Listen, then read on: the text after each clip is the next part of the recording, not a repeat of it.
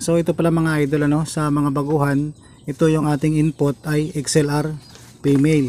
So bakit siya tinatawag na XLR female? Ay may tatlong butas. So anong pwede magagamit natin dito na cord?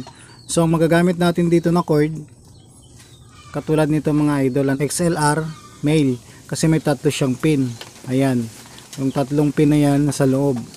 Ito naman ay XLR female dahil may tatlong butas siya. So ito magagamit natin dito. Ayan. Dito naman mga idol, sa ating output ay XLR male. So katulad ng sinabi ko kanina, tatlong pin yung tinatawag na male. Ito naman yung ating XLR female. Ayan, yan, may tatlong butas siya. So dito natin siya magagamit sa XLR male natin, itong female.